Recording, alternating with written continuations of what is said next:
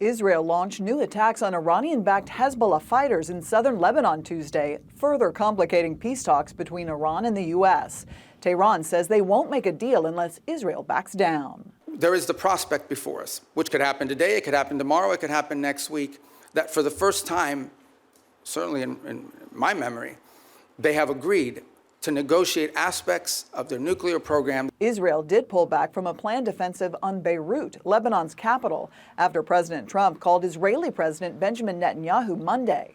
According to Axios, Trump laid into Netanyahu in an expletive-filled rant, telling him, quote, "Everybody hates you now," and an attack on Beirut would isolate his country even further. President Trump is really trying to work a deal with Iran so that they do not get a nuclear weapon. But by the same token, you have to remember, Bibi Netanyahu has to look out for the strategic interests of his country. On Monday, President Trump said talks with Iran were continuing at a rapid pace.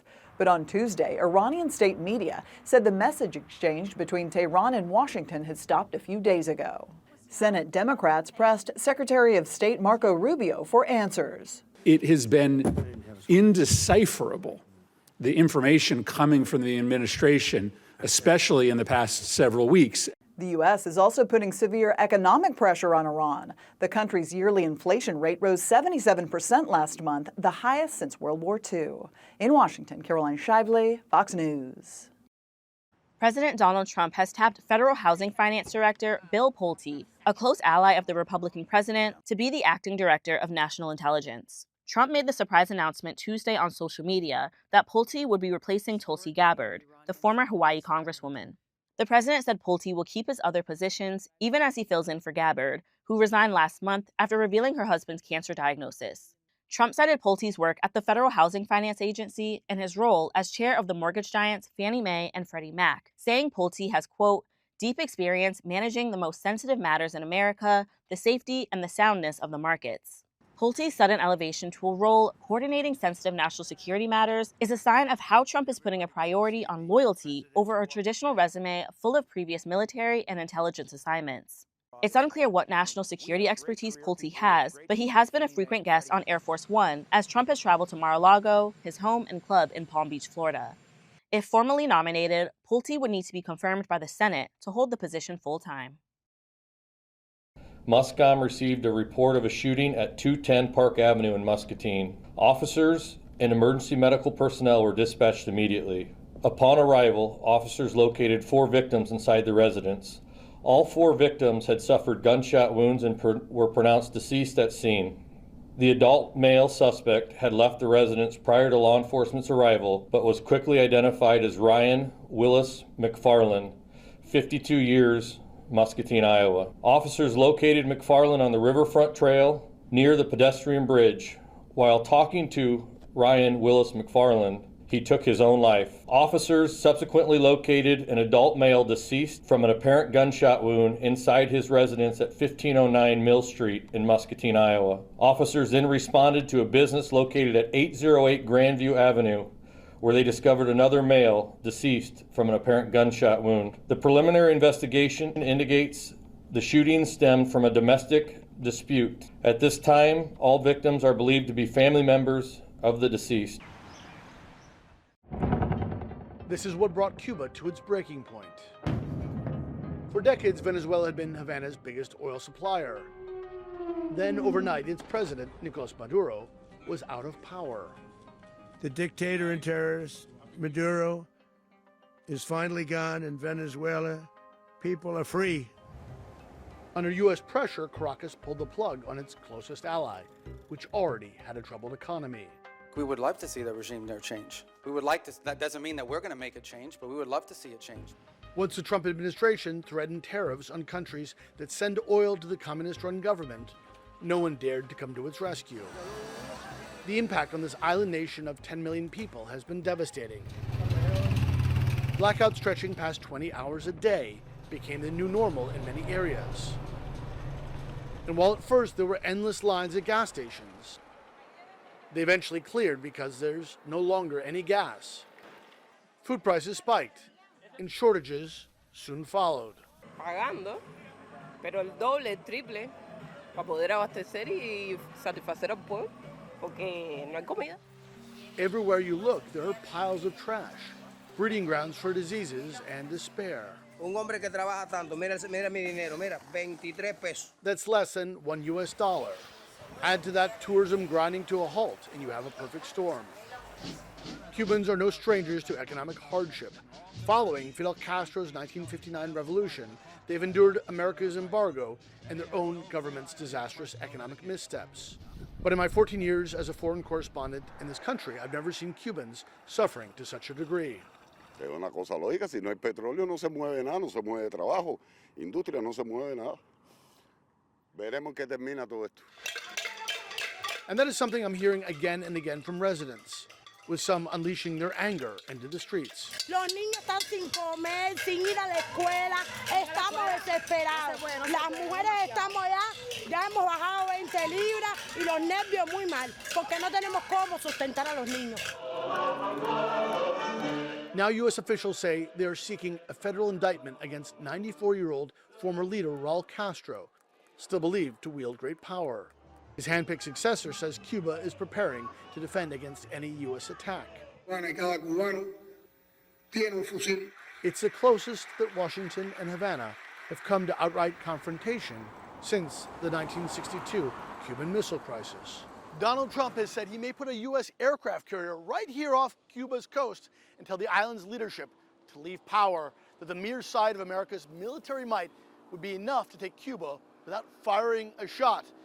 Cuba's officials, though, have said that any U.S. military action would lead to a loss of both Cuban and U.S. lives. Over the years, Cubans have told me they just want a normal life, to live in a country where things work and where they have the opportunity to prosper and live in peace. At least for the moment, that simple dream seems farther away than ever. Patrick Ottman, CNN, Havana.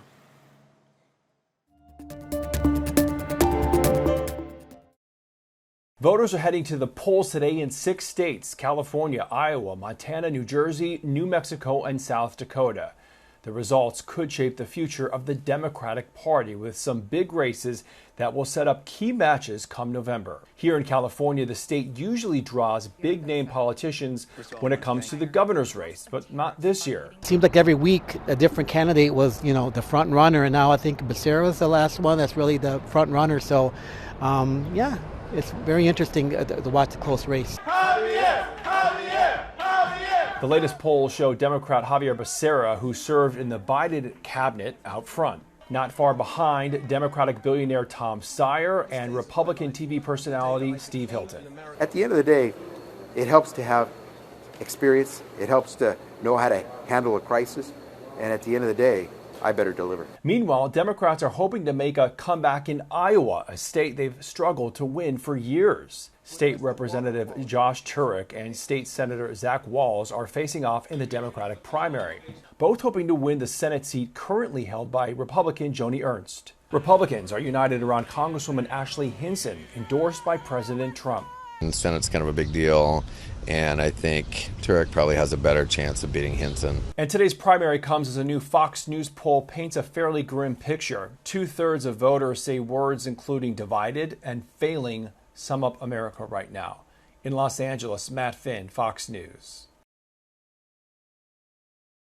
Protests erupting in Kenya over an Ebola quarantine facility being built by the U.S. military for Americans exposed to or infected with the virus. On Tuesday, a Kenyan court blocked the field hospital for another 3 weeks and ordered the government to disclose its agreement with Washington. They said this is an institution or it's a quarantine facility for only the Americans. And we have to tell Americans to get off our noses business. The 50-bed unit has faced pushback over concerns about cross-border infection risks. Kenya's President William Ruto defended the facility, pointing to a long-standing health partnership with Washington. He argues it would also serve Kenyans, though the Trump administration has not confirmed this. I can assure the people of Kenya that the agreement between the government of Kenya and the American government is for the good of our country. Ruto says it's one of 24 centers that had been established in the event of an Ebola outbreak in the country.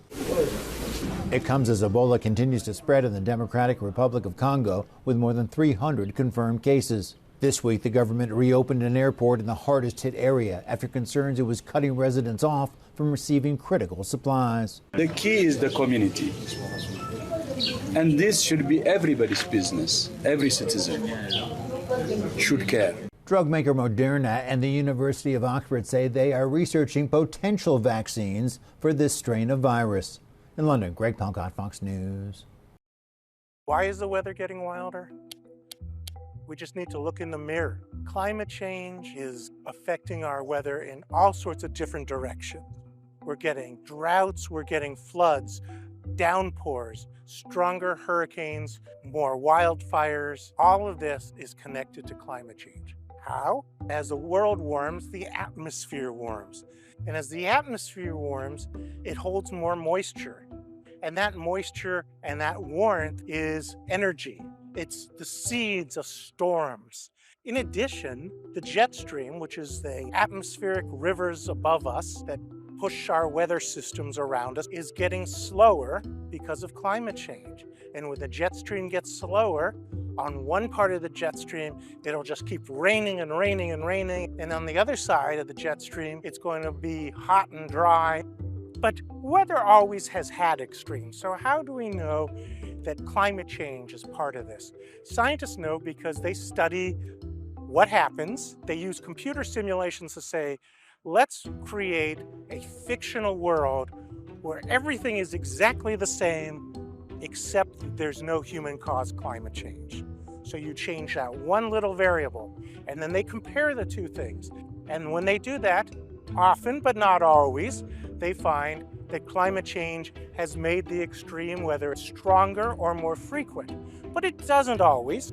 They just seem to happen more often because of climate change, and they're worse.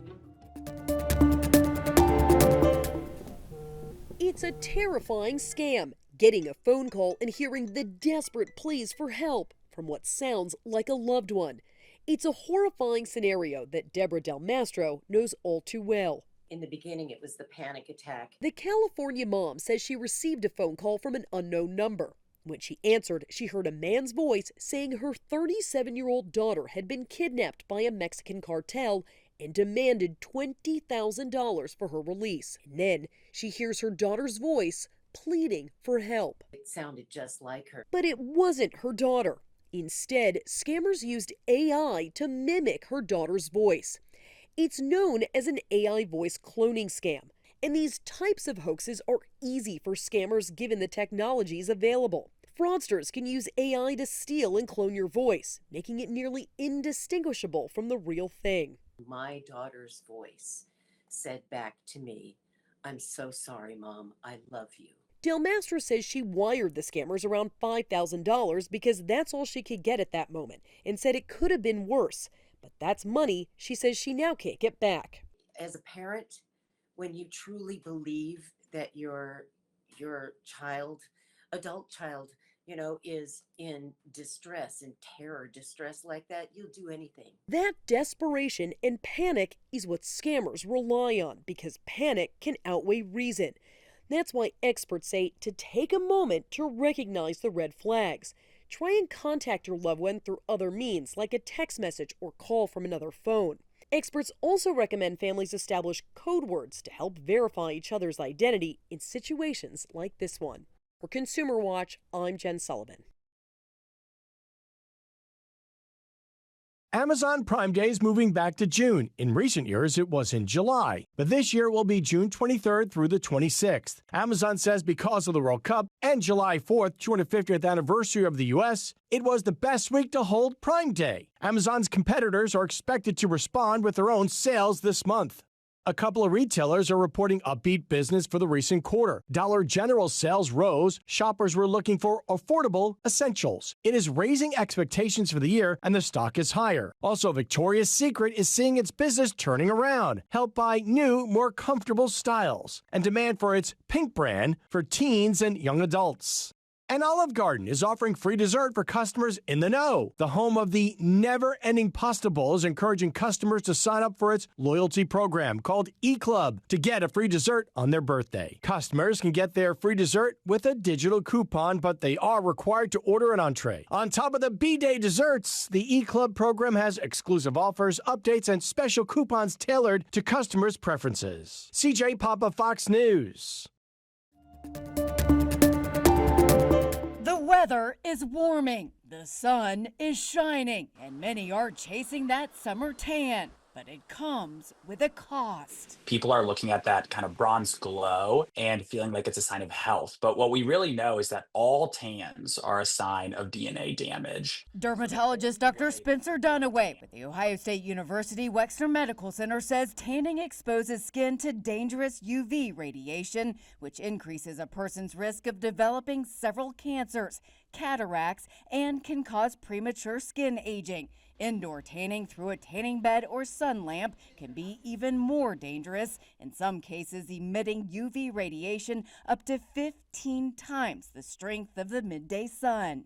We have tons of evidence that tanning beds cause cancer, and they're in the same group as tobacco, smoke, and things like asbestos. Dunaway says there's renewed concern that more minors will turn to indoor tanning after the FDA withdrew a proposed rule last month, which would have banned anyone under 18 from using tanning beds, instead leaving regulations up to individual states. If you start tanning under the age of 18, you have a dramatic increase in the risk of skin cancer, and you're also at 4 times the risk of becoming a lifelong or long-term tanner. Dunaway says self-tanner or artificial tanner is a safer way to get a summer glow. The lotions or wipes can cause a reaction that creates a pigment-like compound on the skin. So that's absolutely safe. However, there's no such thing as a safe natural tan.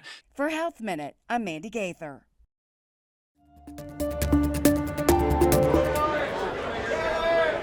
It's official, Taylor Swift has written an original song for Toy Story 5. I Knew It, I Knew You will drop Friday ahead of the film's debut June 19th. Taylor said on Instagram, I've always dreamed of getting to write for these characters who I've adored since I was a 5-year-old kid watching the first Toy Story movie.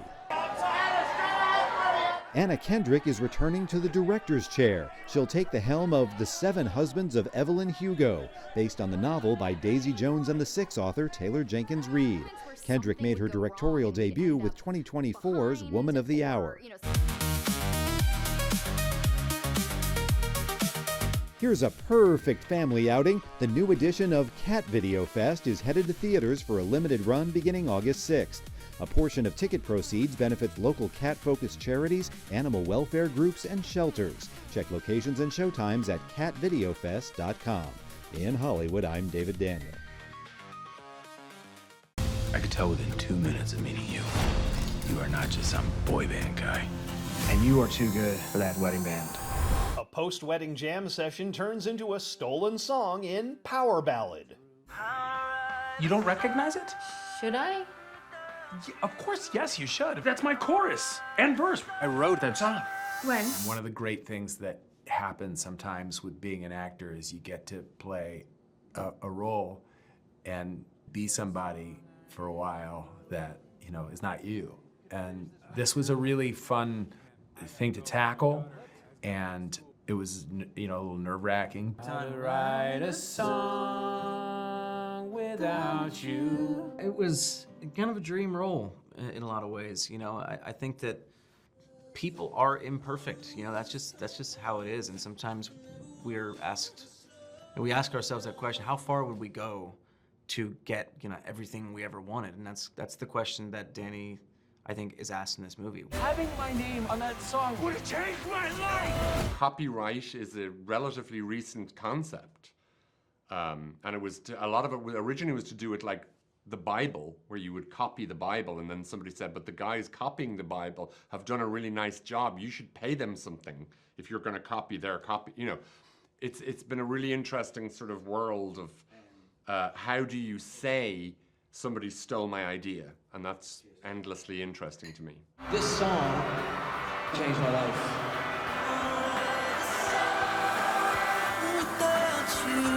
In Hollywood, I'm Rick Damigella.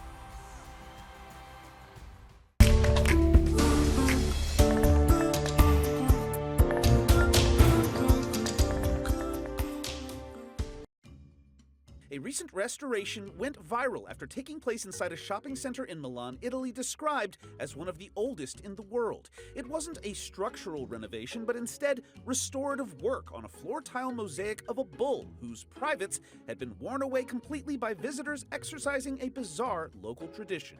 According to the Galleria Vittorio Emanuele II's website, visitors are invited to spin their heels 3 times around on the bull's testicles, calling it an ancient city ritual to invoke good luck. But years of foot traffic had left a literal hole in the work, so according to the city's Facebook page, a small construction site was set up and an experienced restorative craftsman went to work hoping to return the marred mosaic to its former virile glory. In other quirky art-related news, a museum exhibit showcasing original works in New York City has gone to the dogs. Or, well, to be specific, dog food. The exhibit, which recently debuted at the AKC Museum of the Dog and is sponsored by Royal Canin, showcases well-known masterworks impressively recreated using only dog kibble. Headlining the exhibit through June 9th, uniquely reimagined pet food paintings such as the Mona Lisa are enough to give art lovers and dog enthusiasts alike something to scream about. Finally, a living work of art just debuted at the Bronx Zoo, which is now the home to an incredibly rare and endangered Przewalski's horse. Also known as the Mongolian wild horse, the Przewalski's horse was once considered extinct in the wild, but through zoo breeding and conservation efforts, the species has begun to thrive again. However, they are still considered endangered, with fewer than 2,000 estimated to exist on Earth today. For Take a Look at This, I'm Jeremy Roth. With New York having just turned the page on banning smartphones in schools, the next chapter is upon us, and it aims to curb the use of screen time and technology in classrooms.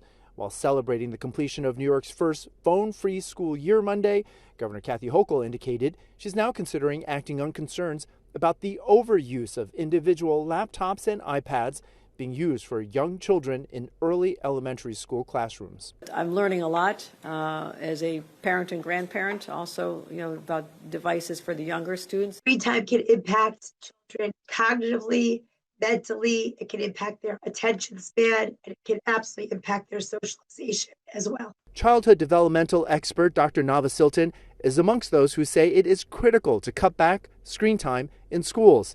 On the same page is the teachers union. It's also calling for bans on screens at least through second grade. Amy is a parent and a grandparent and used to be a second grade teacher. I completely agree that we don't need screens in the classroom because we need to encourage children to interact with each other and to spend time with each other. I work in a Metropolitan Opera, and when the kids come for education to the school, they are attached to all these instruments, and they don't even realize what an experience they have because they're not used to live entertainment, interacting with each other. Education policy can get very complicated, but in this case, it seems there's momentum for the governor to do something to limit screen times in classrooms. And given the high marks the governor just got for her cell phone ban, she says she's following the same script here and that she's first going to do her homework. My gut tells me that's the way to go, but I also don't want to interfere with a way to educate our students that teachers may be wanting to do. So the answer is, we don't have an answer right now, but it's definitely worth looking into. While students are about to enjoy having their summer off, parents and teachers are likely to stay tuned in to see what Governor Hochul decides. Arthur Chien, Fox 5 News. With New York having just turned the page on banning smartphones in schools, the next chapter is upon us, and it aims to curb the use of screen time and technology in classrooms. While celebrating the completion of New York's first phone-free school year Monday, Governor Kathy Hochul indicated she's now considering acting on concerns about the overuse of individual laptops and iPads being used for young children in early elementary school classrooms. I'm learning a lot as a parent and grandparent, also, about devices for the younger students. Screen time can impact children cognitively, mentally. It can impact their attention span, and it can absolutely impact their socialization as well. Childhood developmental expert Dr. Nava Silton is amongst those who say it is critical to cut back screen time in schools. On the same page is the teachers union. It's also calling for bans on screens at least through second grade. Amy is a parent and a grandparent and used to be a second grade teacher. I completely agree that we don't need screens in the classroom because we need to encourage children to interact with each other and to spend time with each other. I work in a Metropolitan Opera, and when the kids come for education to the school, they are attached to all these instruments, and they don't even realize what an experience they have because they're not used to live entertainment, interacting with each other. Education policy can get very complicated, but in this case, it seems there's momentum for the governor to do something to limit screen times in classrooms. And given the high marks the governor just got for her cell phone ban, she says she's following the same script here and that she's first going to do her homework. My gut tells me that's the way to go, but I also don't want to interfere with a way to educate our students that teachers may be wanting to do. So the answer is, we don't have an answer right now, but it's definitely worth looking into. While students are about to enjoy having their summer off, parents and teachers are likely to stay tuned in to see what Governor Hochul decides. Arthur Chien, Fox 5 News.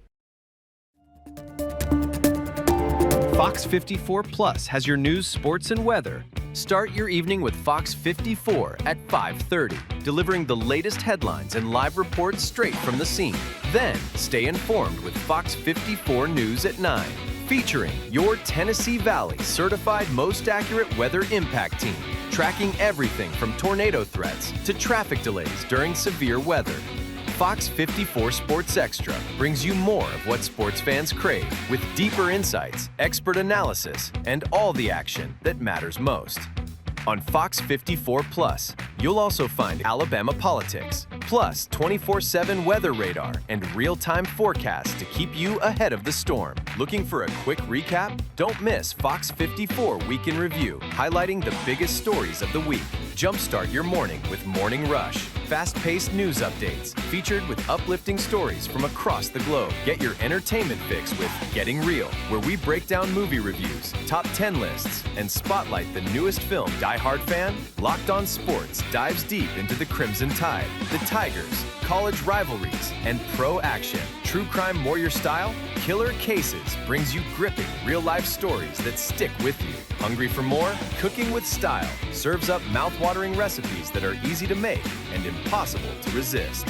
From movie previews before you head to the theater with Take a Look to must-know headlines from across the region and around the world with In the News.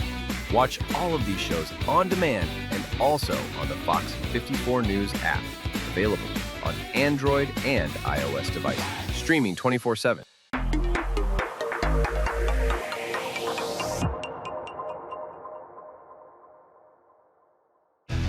There's more to Fox 54 Plus with the Locked On Podcast Network. From the Tide to the Tigers, from college teams to pro, the Locked On Podcast Network gives you insights and analysis you just can't find anywhere else. These kids, they want to play. I don't think so. I think it was Chad Baker Mazzara. Locked On Sports, streaming every day of the week and right here on Fox 54 Plus.